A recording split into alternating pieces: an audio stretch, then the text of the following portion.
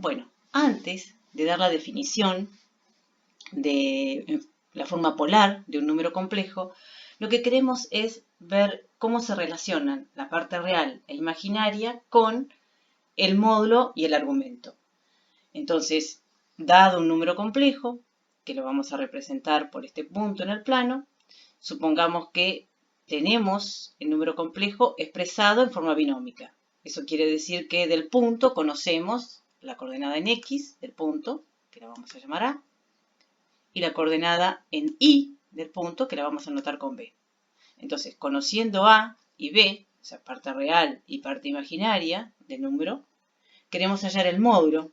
El módulo, recuerden que era este segmento, la medida de este segmento.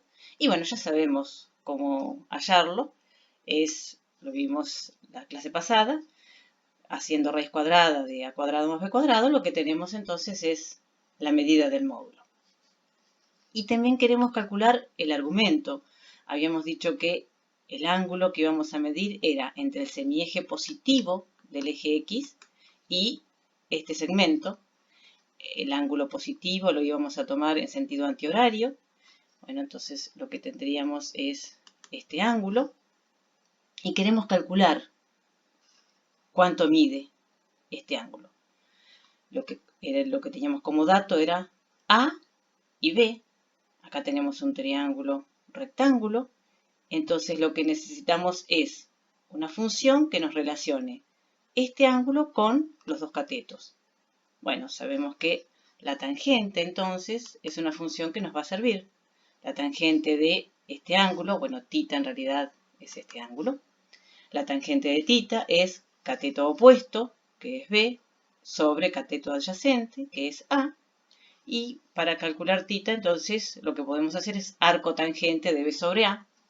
Aunque después lo que vamos a hacer es calcular algunos ángulos. Vamos a dar una tabla de ángulos distinguidos, pero eso lo vamos a hacer más adelante. Por ahora, para calcularlo, sería con arco tangente de B sobre A. Y recíprocamente, supongamos que conocemos cuánto mide ρ, o sea, conocemos el módulo del número complejo y conocemos también tita. Y lo que queremos calcular es cuánto mide A y cuánto mide B. Así tenemos la forma binómica del número complejo. Para A, lo que necesitamos es, acá nuevamente tenemos un triángulo rectángulo, los catetos no los conocemos, pero lo que tenemos como dato es la hipotenusa y este ángulo. Entonces, para calcular A, necesitamos una función que nos relacione el cateto adyacente con la hipotenusa, bueno, y el ángulo. Bueno, en este caso sería el coseno.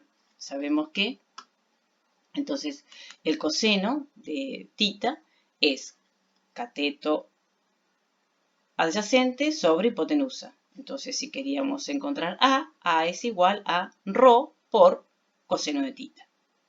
Y bueno, algo similar, si queremos hallar B. B es el cateto opuesto de este ángulo. Entonces necesitamos una función que nos relacione la hipotenusa con el cateto opuesto. Bueno, en ese caso es la función seno. El seno de este ángulo es cateto opuesto, que es B, sobre la hipotenusa. Entonces, si queremos hallar B en función de los datos, que eran tita y ρ y tita, lo que nos queda es ρ por seno de tita.